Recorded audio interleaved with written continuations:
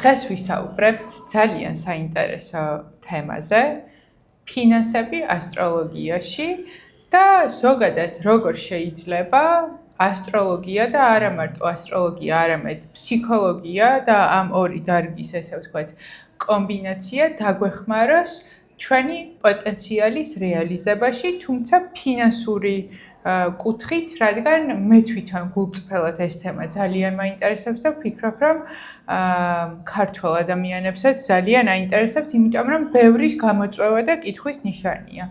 დღევანდელ ეპიზოდში ჩემი სტუმარი იქნება მაგდა ხახონაშვილი, რომელიც თავისი გამოცდილების და ესე ვთქვათ ცოდნის შესახებ თვითონ ისაუბრებს, მაგრამ მე ვიტყვი ჩემს საბეჭდილებას, რატო არის მაგდა ჩემი სტუმარი. მე მასთან მაქვს რამდენიმე კონსულტაცია გავლილი და მივხვდი, რა სხვაობა შეიძლება იყოს, როდესაც პროფესიონალს აქვს ფსიქოლოგიის განათლებაც და როგორი დამაჯერებელი და ასევე პროდუქტიული შეიძლება იყოს ესეთი კომბინაციის მქონე ადამიანთან ურთიერთობა, თანამშრომლობა და კონსულტაციაც.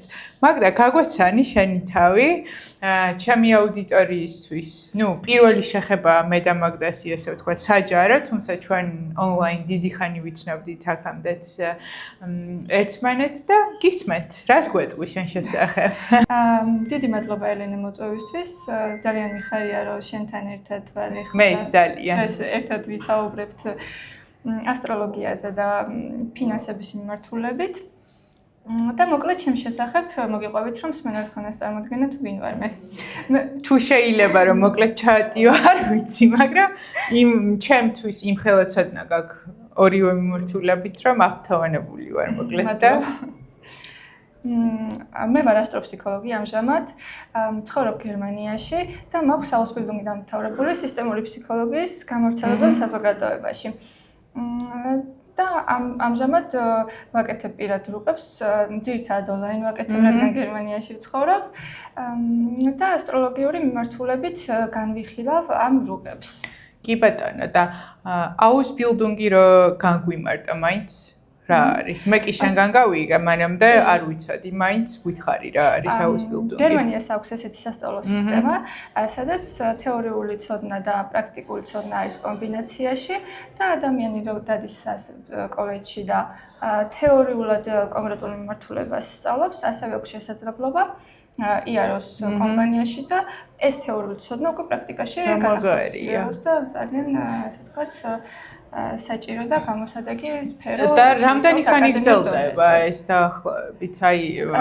ძირითადად ყველა აუსბილდუნგი 3 წელი გრძელდება დაახლოებით, მაგრამ ვისაც წინსწრებით სურს ჩააბაროს, აქვს ამის შესაძლებლობა, მაგალითად მე 3 წლიანი იყო ჩემი აუსბილდუნგით და 2 წელში ჩავაბარე, წინასწარ ჩავაბარე გამოცდა და 2 წელში ავიღე დიპლომი. როგორც ყველა ქართველს გეჩქარებოდა. ძალიან. კი ბატონო. მადლობა, რომ ჩემი გადაცემის სტუმარი ხარ. დასაწყისში ვეტყვი ჩვენს მაყურებელს, რომ დაგვიწერონ კომენტარები მომავალი ეპიზოდისთვის. დღევანდელი ეპიზოდი იქნება ფინანსებზე, მაგრამ ჩვენ 12-ვე სახლი შეგვიძლია, ხო, ასპექტი განვიხილოთ. დაინტერესება იქნება სხვადასხვა სახლების მიმართულებით, შეგვიძლია განვიხილოთ.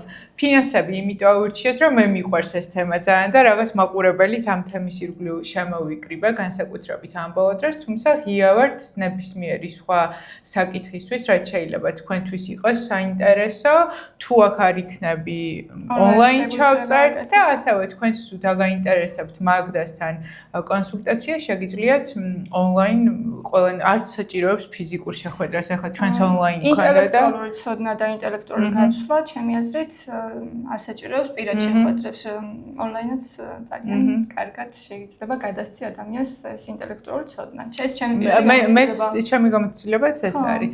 მე 6 წელი პრინციპში ონლაინ მუშაობდი კოვიდამდეც და ადამიანი უფრო კონცენტრირებულია, როცა ონლაინ ხდება რაღაცა კონკრეტულ თემაზე საუბარი.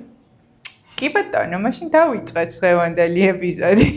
დღევანდელ თემას რომ დავუბრუნდეთ, წინასწარ ვიტყვი, რომ ეს არ არის რაღაცა ისეთი ეპიზოდი, სადაც ფინანსებზე წინასწარ მეტყველება ან მსგავსი რაღაც იქნება, იმიტომ რომ მეც შორს ვარ აქედან და მაგდაც, ეს არის პრაქტიკული ეპიზოდი, როგორ შეიძლება ჩვენმა ასტროლოგიურმა რუკამ და მისმა ცოდნამ გაუმჯობესოს და ესე ვთქვათ, გადაგვალახინოს გამოწვევებიან უფრო გაგვაფართოვოს ფინანსების თვალსაზრისით.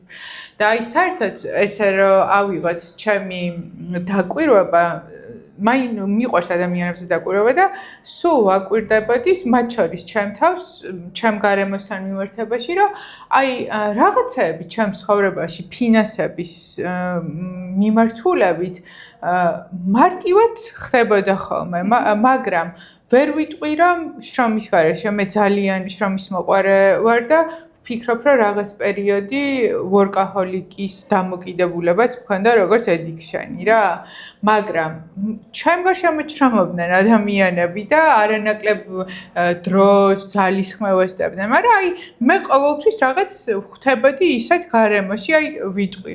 მაგალითად, ჩავაბარე იურიდიულზე და ვამბობდი, მე არც ადვოკატი გამოვალ, არც მოსამართლე, არც პროკურორი, აბა რა გინდა მეკითხებოდნენ და აი სადღაც სულ წარმომედგინა, რომ ჩემი კარიერა საერთაშორისო უნდა ყოფილიყო და 73 ჯგუფელი თუ კურსელი რაც ვიყავით, მარტო ერთმა აირჩია კორპორატიული საერთაშორისო სამართალი რა. და მე შესაბამისად ეგეთ კომპანიებშიც მოხვდი და ძალიან განვითარდი ფინანსურად და ვერც ბოლომდე გამართლებას დავარქმევ, აი თითქოს შინაგანი ხმა და რაღაც ძახილი იყო, რომ შენ მაქეთ უნდა წახვიდე და მაქეთ წავედი, დავუჯერე ჩემ ხმას და მე გამართლებაც მოვიდა, როცა შეიძლება ჩემი ბევრი კურსელი ძალიან ბევრს შრომობდა, მუშაობდა, ზოგმა პროფესია შეიცვალა და ვერ რეალისტნენ ფინანსურად არიან ესე ვთქვათ იმ რუტინაში, რომ აი თვიდან თვემდე იყოს მოკლედ ეს ხელფასი და სულ ფიქრობდი, რომ მე ვარ რაღაცა იღბლიან ვარსკვლავზე დაბადებული თუ რაღაც სწორი გადაწყვეტილებები მივიღე. მოკლედ, აი რაღაცა შეიძლება, რომ ეს ჩვენი ასტროლოგიური რუკაც გვიმარტივებდეს რაღაცებს, ან გვირთულებდეს რა, აი ალბათ ორივე მიმართულებით შეიძლება მოქმედებდეს. რას ყვეტყვი შენი გამოცდილებიდან? ძალიან საინტერესო კითხვა. მე უფრო ცხოვრებას კომბინაციაში ვუყურებ და განვიხილავ. მაგრამ აი შენ რაც თქვი, რომ რაღაცნაირი შინაგანი ცოდნა გქონდა და იცოდი, საით უნდა წასულიყავი, რომ ასე ვთქვათ, შენ ცხოვრებაში წარმატებისთვის მიგეღწია შენი გადმოსახედიდან წარმატებისთვის, რა თქმა უნდა. ასტროლოგია გვაძლევს ცოდნას ადამიანის ხასიათზე, იმ რესურსებზე და უნარებზე, რაც ადამიანს დაბადებიდან მოჰყვება. და ასტროლოგია და პირადი რუკა უშუალოდ პრაქტიკულ ცოდნას გვაძლევს, ანუ ვიცით ადამიანის დაბადების ზუსტი დრო, ადგილი, ვაკეთებთ მის პირად რუკას, ანუ რა განლაგებაში იყვნენ მისი დაბადების მომენტში პლანეტები და ამის მიხედვით ვიგებთ მის უნარჩვევებს, თუ რა მოხდა დაბადებიდან. გინდა გენეტიკური კოდი დავარქვათ ამას, რაც გინდა ის დავარქვათ. ეს არის ის უნარები, რაც ადამიანს მოჰყვება. უბრალოდ პირადი რუკა ადამიანს უმარტივებს ანუ ფიზიკურ დონეზე დაინახოს ეს თავისი უნარჩვევები, სად აქვს პრობლემები, სად აქვს ძლიერი მხარე და ამის მიხედვით გაიმარტივოს ცხოვრება. მაგრამ იმ ადამიანებს, ვისაც ჩვენს თავთან კავშირი და კონტაქტი სწორად გვაქვს და კარგად გვაქვს დამყარებული, გვაქვს ჩვენი ასე ვთქვათ, შინაგანი ძალის ხედვის უნარი და მე ვფიქრობ, რომ შენ შემთხვევაში ესე იყო. ხო, მაგრამ არ იყო გაცნობიერებული რა, აი საიდან მოდიოდა ეს არ იყო, მაგრამ აი ვიცოდი, რომ რაღაც მქაჩავდა იქით რა, აი მაგნიტურობა თუ გინდეს და მე ჩემი მთელი კარიერა ისე წავიდა, რომ ცუდად არ მინდა გამოვიდეს საქართველო ძალიან მიყვარს, მაგრამ საცხოვრებლად და არა სამუშაოდ. სულ არ მომწონს აქაური შრომითი ბაზარი და სულ ჩავიბეჭდა თავში, რომ მე ქართულ კომპანიაში არ ვიმუშავებ. და ვფიქრობ, რომ ძალიან კარგი გადაწყვეტილება იყო, იმიტომ რომ გამიფართოვა მნიშვნელოვნად აზროვნება, რესურსები და შესაძლებლობები იმან, რომ საერთაშორისო, ესე ვთქვათ, მიმართულება მივეცი ჩემს პროფესიას და შენს პროფესიაზეც რომ ვისაუბროთ, მე თავიდან სიმართლე გითხრა, გამიკვირდა რა, რომ ამდენი წელი უსწავლია ეს ფსიქოლოგია, მე სისტემურ იმაში მუშაობ და თან გერმანიაში ენა იცის, ის და რა თუნდა და ასტროლოგია, იმიტომ რომ ჩემი დამოკიდებულება იყო თვითონ არასერიოზული ასტროლოგიასთან, სანამ მე და შენ ერთმანეთს გავიცნობდით. და როგორ მოხდა ის, რომ აი ეს რაღაცა კომბინაცია შექმანი შენი პროფესიის და მაინც და მაინც მარტო ფსიქოლოგიას არ გაყევი, რომელიც შეიძლება უფრო მარტივი გზაც ყოფილიყო, განსაკუთრებით ქართველისთვის, სადაც ასტროლოგია ჯერ კიდევ არ იკავებს იმ ადგილს, რასაც უნდა იკავებდეს. მოდი ესე ვიტყვი. საინტერესო კითხვა. 18 წლიდან უკვე ნელ-ნელა გამიჩნდა ჩემი ცხოვრებაში მომხდარი სხვადასხვა ფაქტებიდან, მოვლენებიდან გამომდინარე კითხვები. ეს რატო მოხდა ესე ჩემ თავს, რატო თქვა სხვის ცხოვრებაში ესე რატო მოხდა, ჩემ ცხოვრებაში ესე რატო მოხდა და შედარებებს რო ვაკეთებდი, რაღაცნაირად მივედი იმ დასკვნამდე, რომ ჩემი ცხოვრება უფრო რთული იყო ვიდრე სხვების. და რეალურად ამ პრობლემებმა თუ რატო იყო ჩემი ცხოვრება ესე რთული, რატო ემოციურად რატო მქონა რაღაცა მძაფრი ემოციები რატო მქონდა, ამ კითხვებმა მიმიყვანა პირველად ასტროლოგთან 18 წელს ვიყავე. და 18 წლის მერე უკვე ჩემით დავიწყე წიგნების მოძიება, ასტროლოგიაზე, სტატიების მოძიება, სხვადასხვა ასტროლოგთან ვიზიტი, რომ ყველა ასტროლოგისგან, ყველა წიგნიდან, ყველა სტატიიდან წავამოღო ჩემი ცოდნა. და რაც შეეხება შენს ნათქვამს, რომ შენ ძალიან სკეპტიკურად იყავი დაწყობილი, ეს სხვათა შორის ბევრი ჩემი ახლობლისგან მსმენია და საერთოდ არ გამიკვირდა. იმიტომ რომ ძალიან მცირე ან თითქმის არ არის ასტროლოგიასთან დაკავშირებით სწორი ცოდნა. ამას ჩვენ სკოლაში არ გვასწავლიან. რავი, ზოგის და გერმანიაში არის ეს სწავლება, მაგალითად სკოლაში თუ აი საიდან შედის? აი რა საფეხურიდან შედის? რატო შეიძლება რომ სტანდარტულ გერმანელს სტანდარტული ცხოვრებით უფრო მეტი ცოდნა ჰქონდეს ვიდრე ქართველს? ასტროლოგიაზე. ანუ თვითონ სკოლაში არის სწავლება, თუ რაიმე სპეციფიკური სკოლა არსებობს ამ მიმართულებით, მე არ მაქვს ამის შესახებ ცოდნა, თუმცა ეს თვითონ საჯარო სკოლებში არის სწავლება, მაგრამ წაღან ვისაუბროთ ჩვენ აუსბილდუნგის სისტემაზე და აი თუნდაც ასტროლოგიის მიმართულებითაც არსებობს აუსბილდუნგი, რომ ადამიანი, ვინც დაინტერესებულია ამ მიმართულებით, პრაქტიკული და აკადემიური ცოდნა მიიღოს და შემდეგ ისე მოიმსახუროს კლიენტებს. ამ მიმართულებით ახალისებულია კონკრეტულად გერმანიაში. კი და შესაბამისად ასტროლოგიის სტანდარტიც მაღალია მომსახურების, რადგან არსებობს აუსბილდუნგი. და აი ზოგადად რო ვთქვათ, შენი აზრით, რა ცოდნას გვაძლევს ასტროლოგია აი ჩვენს თავზე? მარტო ფინანსების კუთხით არა, კი მე კითხვებს ეგრე წავიყვანთ ალბათ თემიდან გამომდინარე, მაგრამ აი ჩვეულებრივი ადამიანი ვარ, მიხარია ცხოვრება, ყველაფერი კარგად არის. ჩემ შემთხვევაზე ვილაპარაკებ, აი რაღაცი მინდა ახლა ასტროლოგიის ცოდნა, აი რაში დამეხმარება კიდევ უფრო. ვისაც არ უნდა და პრობლემა არ აქვს, შეუძლია საერთოდ არ მიმართოს ასტროლოგს, შეიძლება ესე ვთქვა, მაგრამ თუ აი ნებისმიერი რაღაცა თუ გაინტერესებს ცხოვრებაში, ვთქვათ, ფინანსების კუთხით, რა მიმართულებით უნდა წავიდეს ადამიანი, თუნდაც პროფესიულად, რომ უფრო მეტი ფინანსები ჰქონდეს, ან სასიყვარულო სფეროში, რატო ხდება ეს ცხოვრებაში და რატო არ ხდება ისე, რატო არ უმართლებს, მაგალითად, რატო არ უმართლებს მეგობრებში, როგორ უნდა მიაღწიოს კარიერაში წარმატებებს, ეს ყველაფერი პირადი რუკის მონაცემების მიხედვით შეგვიძლია რომ განვიხილოთ.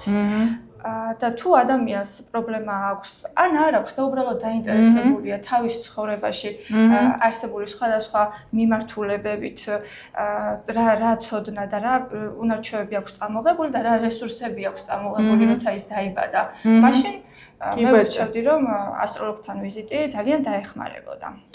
და აი შენ კონკრეტულად ისე მე მოხიბლული ვარ ასტროფსიქოლოგიის ნაზავით რა აი მარტო ასტროლოგია კი არა აი ეს ფსიქოლოგის მიერ მოწოდებული ინფორმაცია ესე ვთქვათ ასტროლოგიაზე შენ შემთხვევაში რა ვთქვათ რატო არის უკეთესი და მოდი ვთქვათ რომ არის უკეთესი ჩემი გამოცდილებით აი შენ როგორც პროფესიონალს რაში გეხმარება შენი ფსიქოლოგის background-ი რომ თუნდაც კლიენტს მიაწოდო ინფორმაცია ისე რისი მზაობაც აქვს.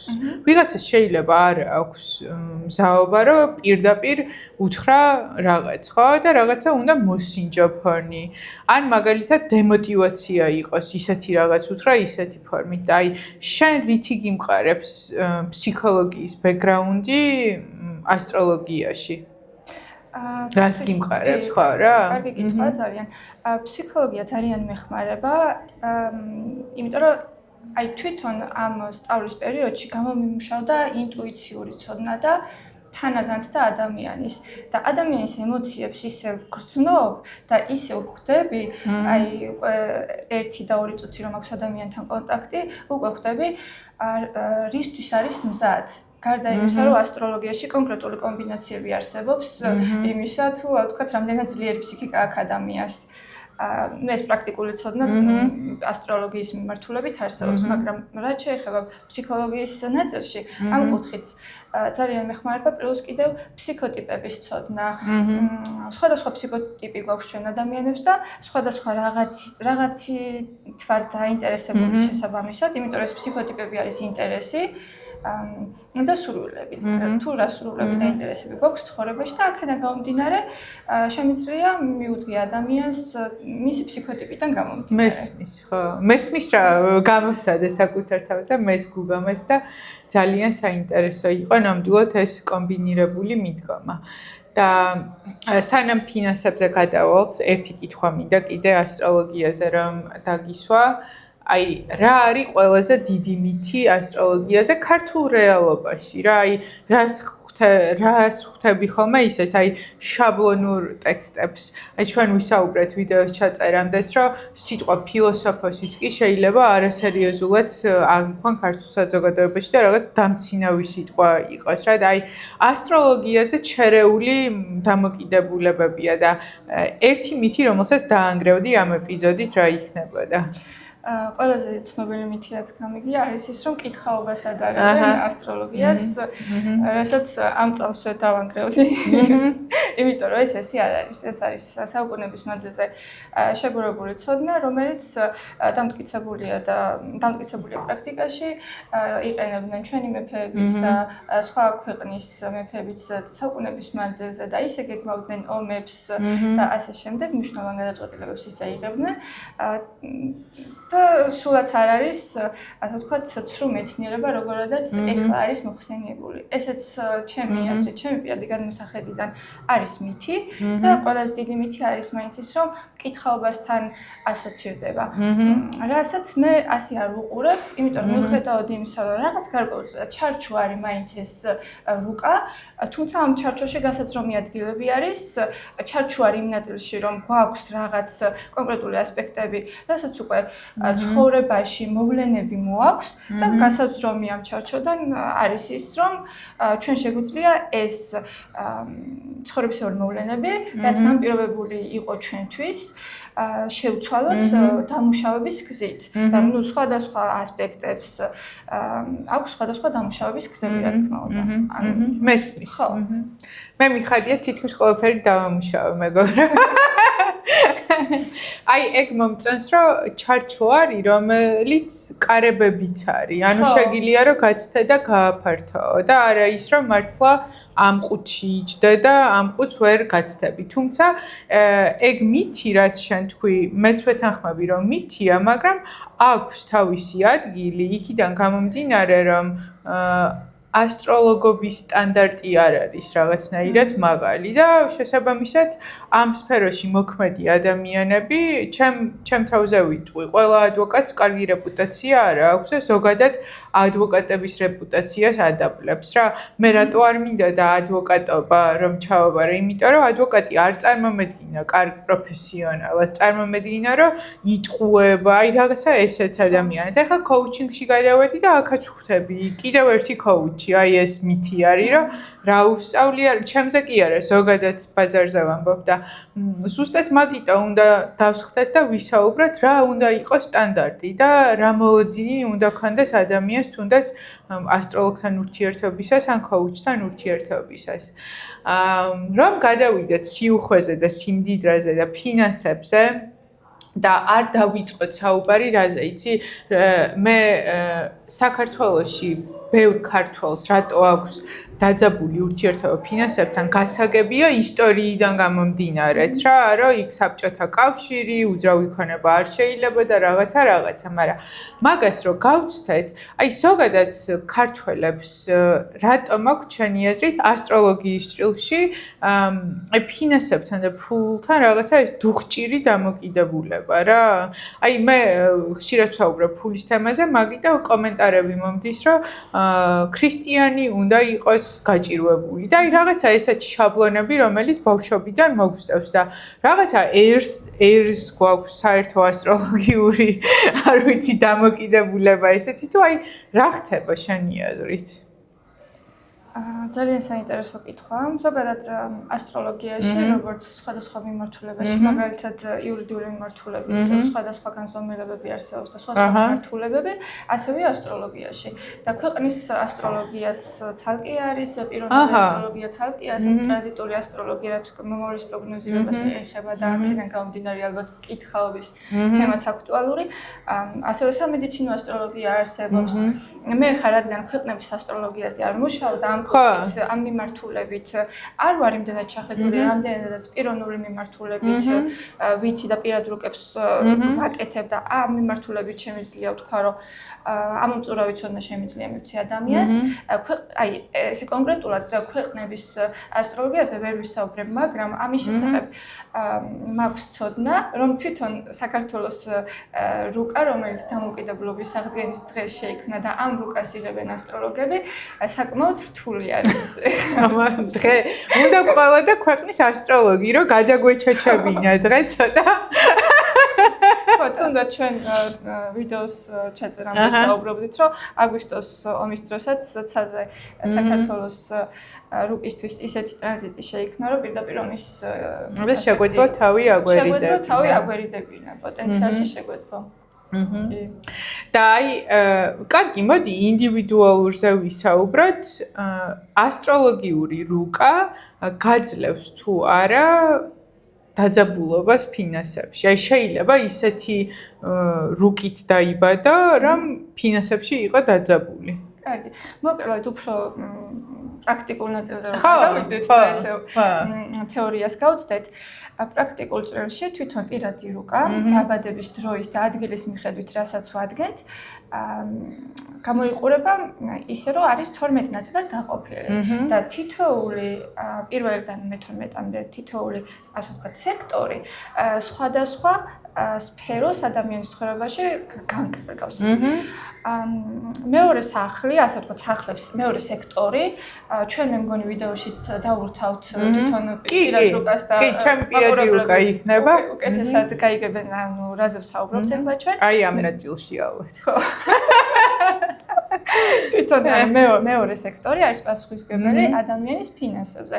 აი თვითონ რასაც გამოიმუშავებს. მეორე სახლი, აი ორიანი რომელსაც ეწევ მეორე სახლი. ეს არის ადამიანის თვითონ როგორ შეუძლია რესურსების მოძიება, გამომუშავება, ნებისმიერი აი როგორ ქმნის მაგალითად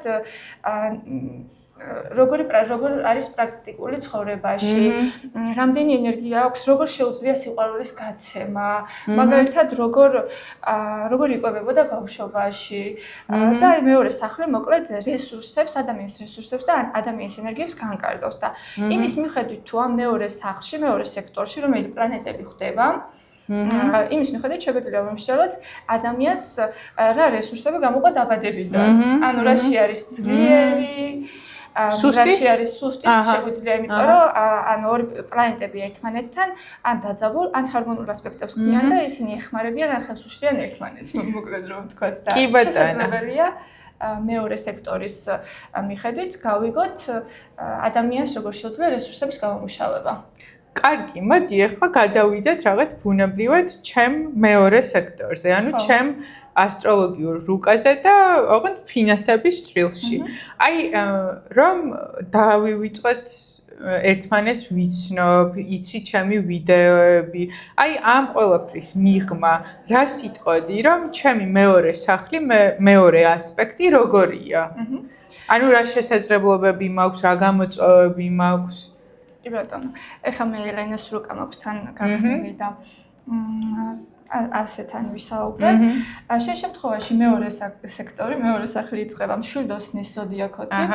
იწყება ნიშნავს, რომ თვითონ მეორე სახლის დასაწყისში დგას მშვილდოსნის ენერგია. ეხლა შენ შემთხვევაში თვითონ მეორე სახლში პლანეტები არ არის. და ეს არ არის გასაკვირი, შეიძლება სხვა ადამიანსაც არ ქონდეს, მაგრამ როდესაც პლანეტა არ არის კონკრეტულ სახლში, ამ შემთხვევაში ჩვენ ვუყურებთ მისი საწყისი ენერგიის მმართველ პლანეტას, ასე რომ ვთქვათ. შენ შემთხვევაში მისი მმართველი პლანეტა არის იუპიტერი და ჩვენთან ასტროლოგიაში იუპიტერი ზოგადად გაფართოების ენერგია არის. და როდესაც კონკრეტული სახლი, კონკრეტული სფერო იწყება იუპიტერის ენერგიით, ამ მიმართულებით ადამიანს აქვს გაფართოების ენერგია. ანუ უხვად შემოედინება მასში, უხვი რესურსი აქვს, უხვი ენერგია აქვს. მადლობა რომ დავიბადე. შენ შემთხვევაში ასე. ასე ძალიან მნიშვნელოვანია თუ ეს მმართველი პლანეტა კონკრეტული სახლის შენ შემთხვევაში მეორე სახლის მმართველი პლანეტა რომელ სახლში მდებარეობს. ეს უკვე გვაძლევს ცოდნას სფეროებზე. ანუ რომელი სფერო დაეხმარება ადამიანს იმისთვის რომ მის პირად ჯიბეში, პირადი რესურსია მეორე სახლი, მის პირად ჯიბეში შემოვიდეს ფული. შენ შემთხვევაში ეს არის მე-9 სახლში და მე-9 სახლი არის უცხო ენები, უნივერსიტეტები, საზღვარგარეთ მოგზაურობები. სულ ესეა ჩემი ცხოვრება. ფილოსოფია მაგალითად. ფილოსოფია. ასე პოლიტიკასაც მე-9 სახლი და იუპიტერის ენერგია. იცი რა არის პოლიტიკას ენერგია ისეთი დესტრუქციული აქვს ჩვენ ქვეყანაში ყოველ შემთხვევაში, რომ მაგიტო არ ვერცვები, თორე ინტერესი გაქვს, ხო? ინტერესიც მაქვს და ძალიან ჩემია. დამაჯერებელი ვარ, როცა ვსაუბრობ იდეებით მაქვს მართვის, ანუ იმის თქმა მინდა რომ აი ამ სფეროში თუ არ ვიქნებოდი, წავიდოდი მაგ სფეროში რა ალბათ, რა ჩემში არის ორივე რა. ამიტომ კი, და ამ რუკიდან გამომდინარე მე გეტყოდი რომ მე ხო თქვი რომ მეორე სახლი არის თქვა ბავშვობაში როგორი ვიყვებებოდით, საერთოდ როგორი იყო ჩვენი ცხოვრება ბავშვობაში. და მე გეტყოდი რომ შენ დაიბადე ისეთ ოჯახში, სადაც ცნობიერებას გიფართოვებდნენ, სადაც იყო ღირებულებებით მდიდარი ოჯახი და ასე თქვა სწორი ღირებულებები მოგაწოდეს ოჯახის. კი, აი ხა მაჟრიალებს სხვათა შორის რატო კიდე რომ ღირებულებებთან ერთად მიუხედავად იმისა რომ ბნელ 90-იანებში დავიბადე და 91-იანელი ვარ მეც და დედის მხრიდანაც და მამის მხრიდანაც ორივეს ოჯახს დიდი დარტყმა მიადგა საბჭოთა კავშირის დაშლისას. რომ ვაკვირდები ახლა რაც უფრო ბევრ ადამიანს ვიცნობ ქართველს არა ჩემი წრიდან, არამედ სხვადასხვა ბექგრაუნდით, ხვდები რამდენად ცოტა დესტრუქციული პროგრამებია ჩემში. აი თუნდაც ის რომ საერთაშორისო კარიერა მინდოდა სულ, იმიტომ რომ ბაბუა ჩემი, მამა ჩემი აი სულ ამ თვალსაზრისით მაფართოებდნენ, რომ შენ ეს შეგიძლია, შენ უნდა გააკეთო. იქ მაგალითად დედა ჩემი ძალიან დიდ თავისუფლებას მაძლევდა, რომ გადამეწყვიტა სად წავსულიყავი. 10 წლის ასაკში გამიშვეს ცეკვავდი 6 თვით საფრანგეთში. ანუ აი დამოუკიდებლობას მასწავლინა, რომ ხალი აუცილებლად რეალიზებული უნდა იყოს. თუნდაც ფულზე, ხო? არასდროს მე ჩემი ოჯახში არ გამიგია, მიუხედავად იმისა, რომ 90-იანებში გაუჭირდა ორივე ოჯახს, რომ აი დიდარია და ამიტომ ცუდია ვიღაცა ფული ხელის ჭუჭი. სწორი ღირებულებები ჩამოგიყარა. კი, პირველი თამაში, რომელსაც ჯერ კითხვა არ ვიცოდი, მენეჯერს თამაშობდი. ბიძა ჩემი მოსკოვში ცხოვრობდა, ჩამომიტანა 4 წლის ასაკში და ჩემი საყვარელი თამაში იყო ეს მანქანების და სახლების ყიდვა და ქუჩების ყიდვა თუ გითამაშია, აი მენეჯერი იყო ჩემი საყვარელი თამაში რა.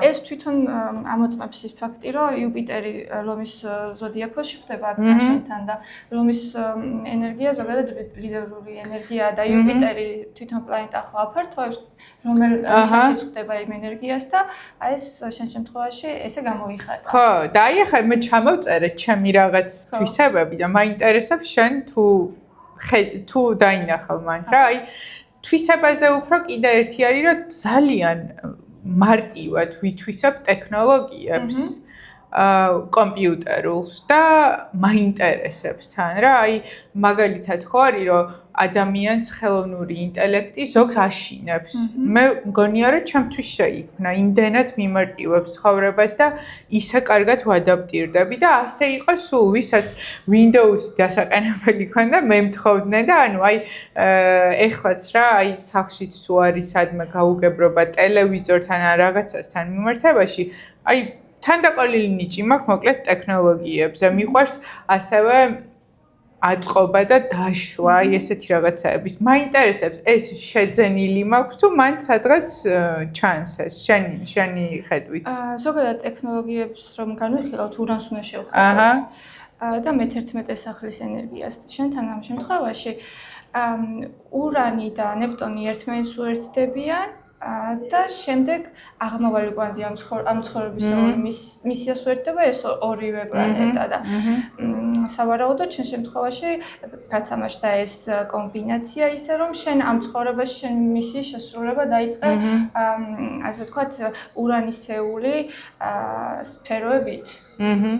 აი დარწმუნებული ვარ რომ აპლიკაციას პროგრამა შევქმნი, რომელიც ქალებს დაეხმარება. აი ეს ჩემი მიწიერი სურვილი, რომ ქალებს დავეხმარო, მგონია რომ ტექნოლოგიებით განხორციელდება. როგორც აი მესმოდა შინაგანი ხმა, რომ საერთაშორისო კარიერა, ენები ისწავლე, აი ესე მესმის ახლა ეს. და ნუ ნახოთ, მე კიდე ჩავწერთ ეპიზოდს.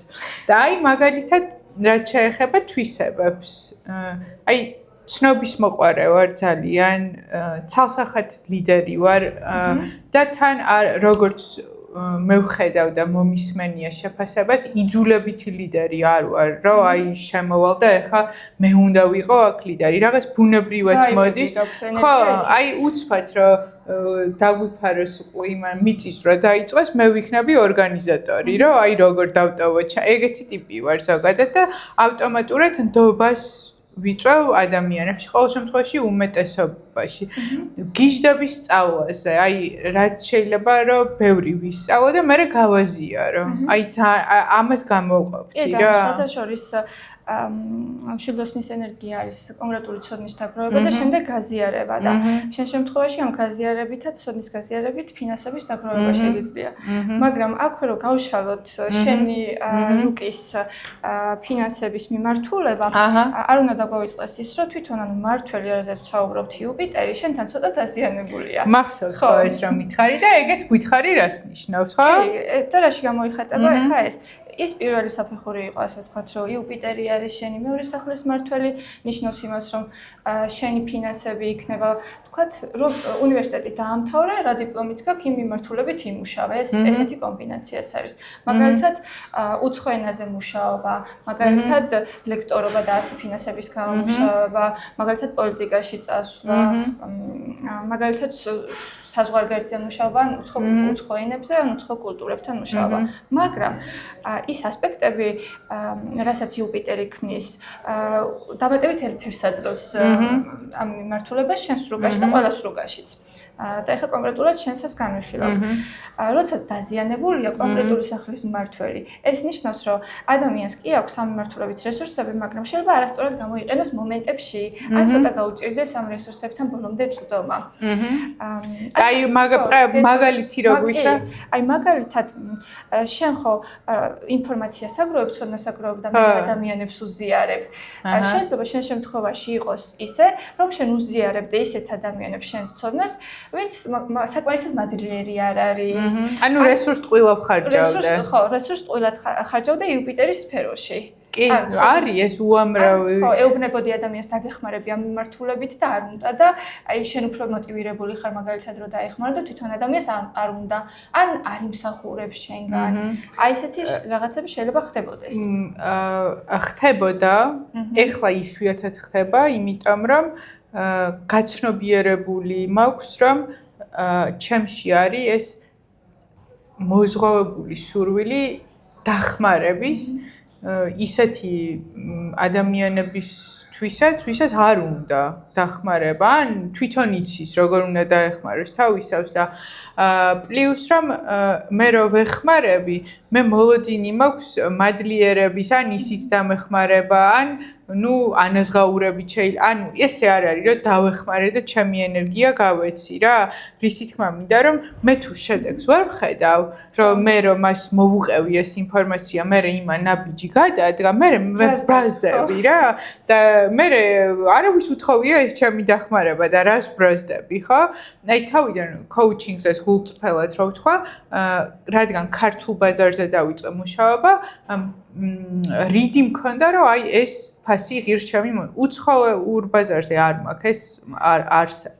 და ეს გადაჭარბებული ქართველების მიმართ თანაგზნობა მქონდა რა და მე რა მოხდა რომ ვთქვი რომ მოდი იყოს უფასო თავიდან და ეს უფასო გახდა თვეობით უფასო და მე მოხდა ისეთი შემთხვევები რომ აი ერთი კონკრეტული დღე მახსოვს 4 კოუჩინგი მქონდა ჩანიშნული და 4-დან შემოვიდა მარტო ერთი ადამიანი და ამ სამმა არც მომწერა რომ ვერ შემოვდივარ, გადავდოთ, რავი, როგორც ხდება.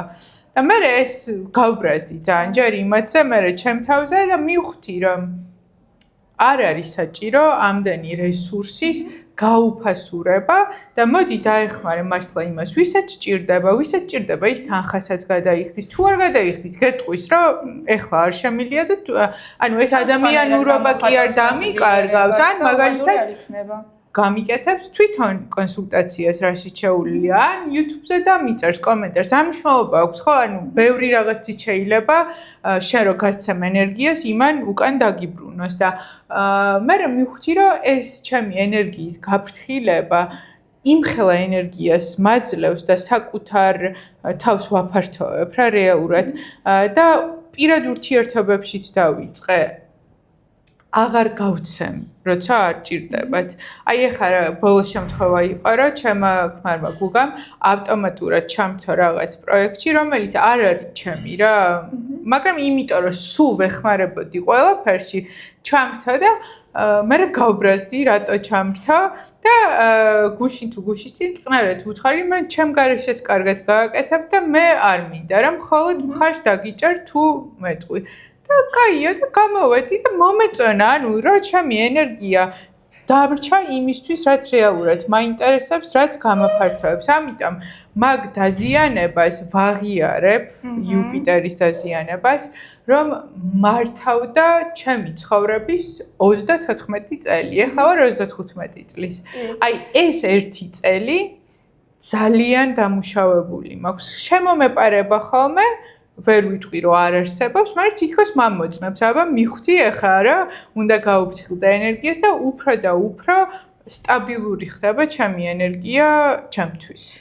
კი, შენ ძალიან კარგად აღწერე თვითონ დაზიანებული პლანეტების და ასპექტების დამუშავების გზა და ზოგადად გაცნობიერებული ადამიანი როცა არის, თვითონვე მიდის სხვადასხვა ხერხებით მაგ გზამდე. უბრალოდ ასტროლოგია აი მოკლე დროში აძლევს იმ ცოდნას, რომ აი რა მიმართულებით გაქვს პრობლემა და როგორ შეიძლება ეს გამოასწოროს. კი, შენ რო ეხა ჩემთვის 6 წლის წინ გეთქვა, რომ ეს ასეა.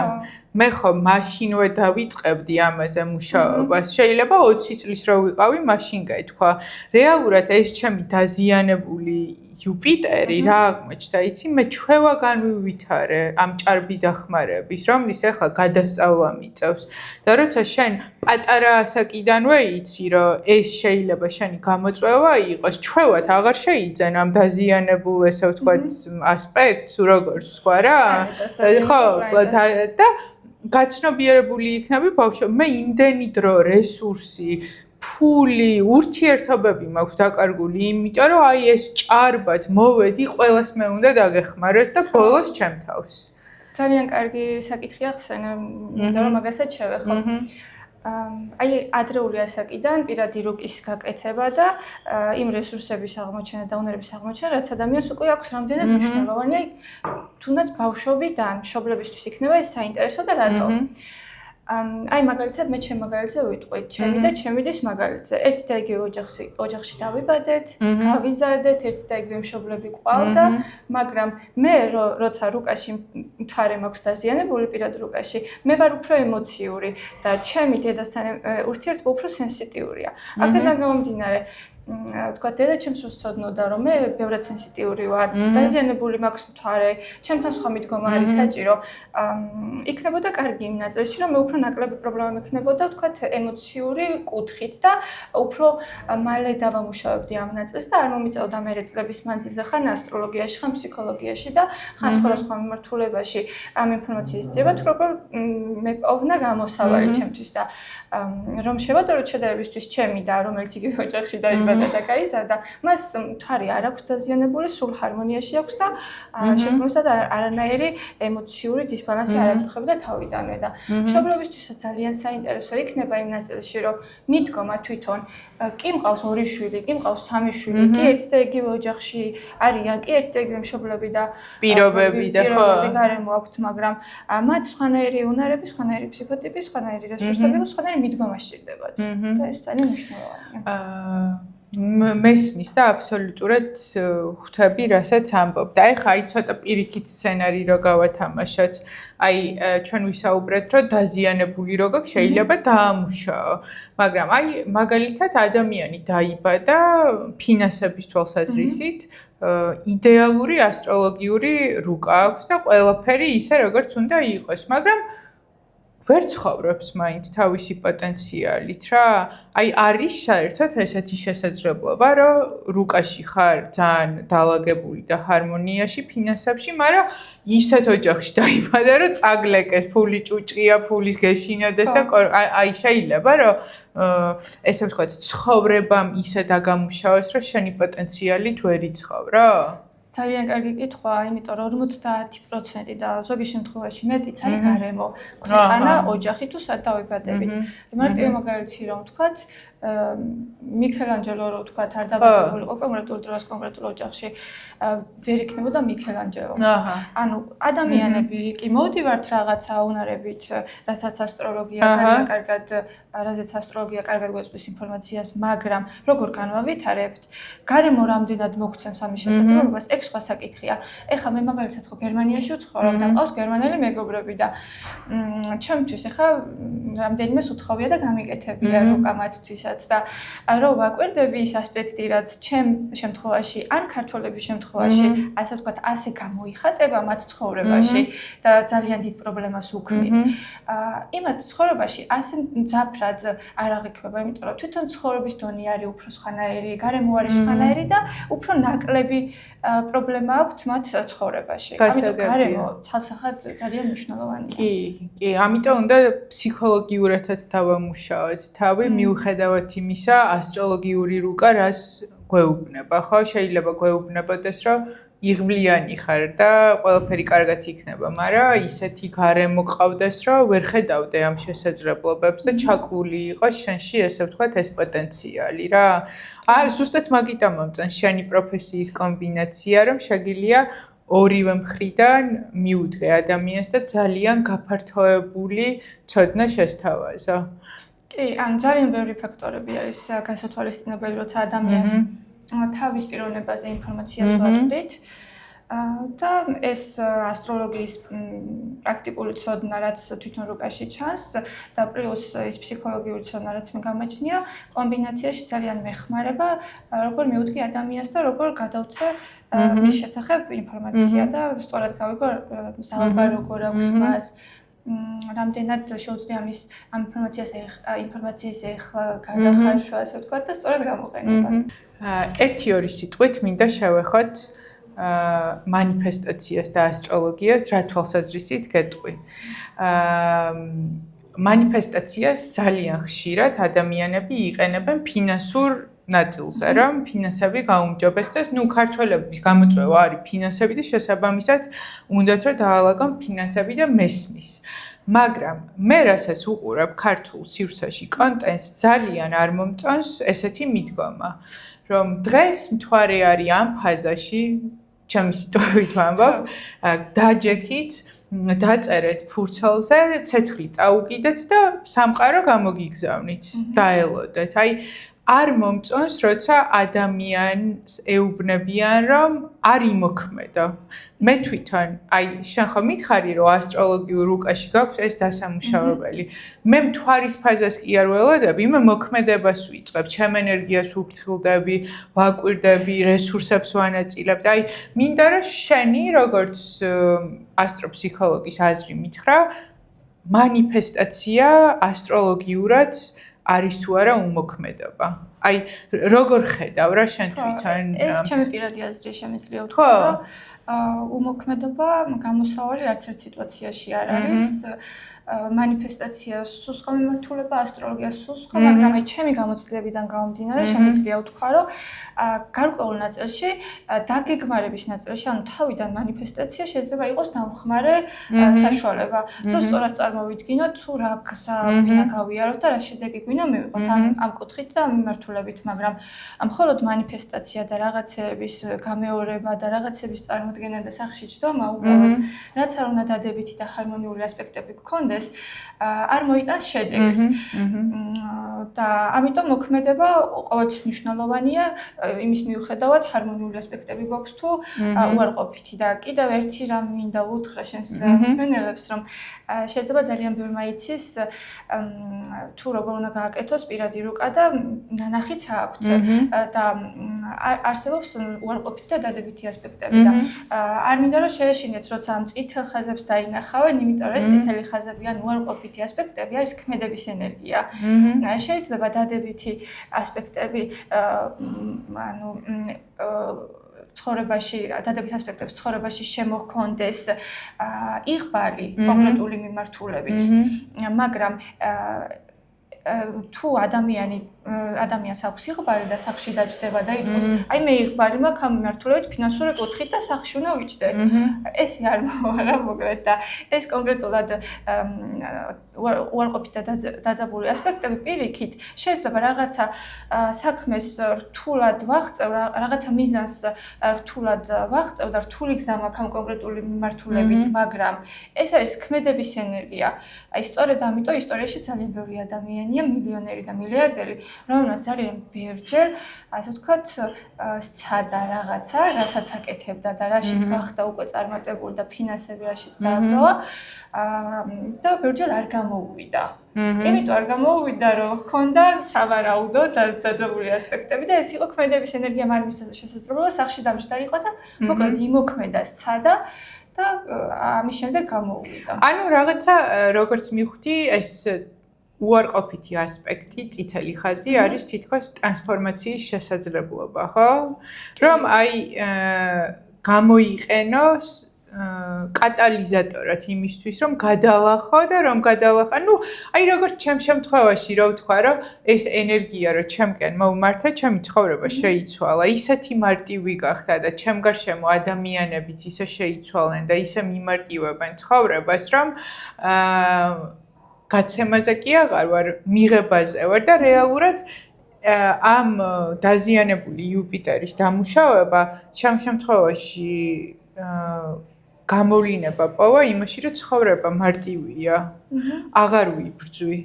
ანუ ხო, მაგრამ ის ხო გაიარა რაღაც და კიდე მაგას ძალიან რთული იყო, მისი დამუშავება არ იყო ესე, რომ გავიღვიძე და მოდი ახლა მე ჩემ ენერგიას გავუფრთხილდები და სხვებს უაზროდ აღარ დავეხმარები. ამას წლები 34 წელი დამჭირდა მაგის გასაცნობიერებლად და ბრაზი და დაღლა და ასე შემდეგ გაფანტული რესურსები. ამიტომ მაგრამ რო დაამუშავებ, მე იწყება სიამოვნება და ტკბობა რა ცხოვრებით რა. ნამდვილად ასე არის.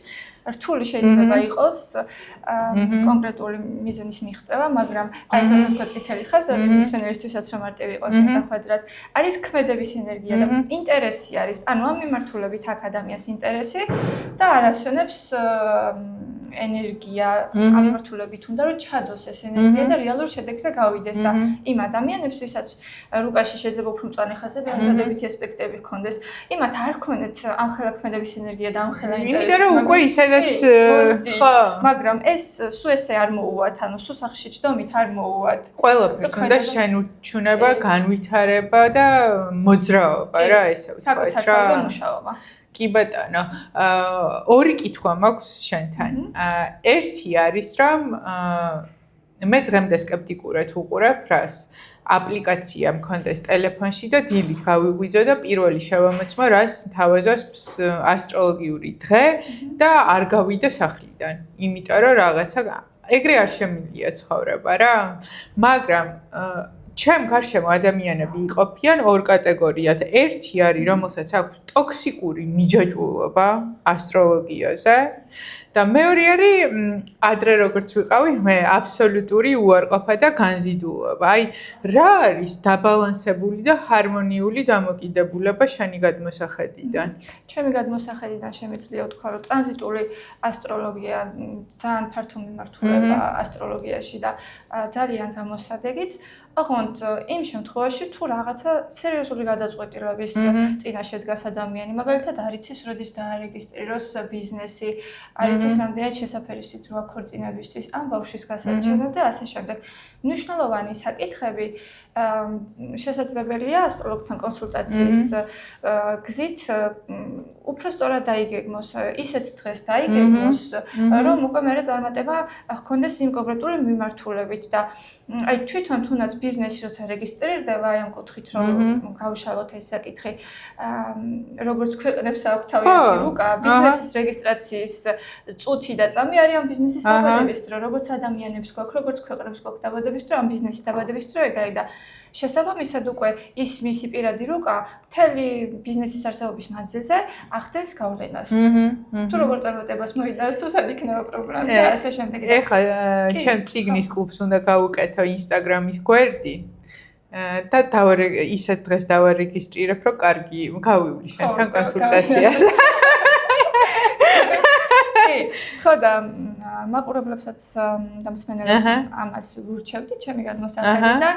შეიძლება ვინმე სხვანაირი გადმოსახედი აქვს და ამისთვისაც ღია ვარ, მაგრამ ჩემი გამოცდილებიდან არის ესე, რომ მნიშვნელოვანი ცხოვრების მნიშვნელოვანი ნაბიჯის გადასადგმად შეგვიძლია გამოვიყენოთ ეს ცოდნა, იმიტომ რომ არსებობს ხელმისაწვდომია პროფესიონალებისთვის და შესაძლებელია რომ განვიხილოთ წინასწარ და გადავწყვიტოთ. მაგალითად, არ მოვაწეროთ ხელი რეტრო მერკური, ძალიან გაჩვენილი თემა რეტრო მერკური, მაგრამ ანუ არ მოვაწეროთ ხელი, თქვათ, რაღაცა კონკრეტულ საბუთზე ამ დროს თუ გამოუვალი სიტუაცია არ არის, რა თქმა უნდა და რაც შეეხება ყოველდღიურ შემოწმებას და სახლიდან აღგასვლას, ისე რომ დილით არ ნახო პროგნოზები, ეს უფრო შფოთვისკენ წაგვიყვანს, ვიდრე და ზედმეტი კონტროლია რა ცხოვრებაზე, რომ თუმეჩნო მიუშვა ცხოვრება.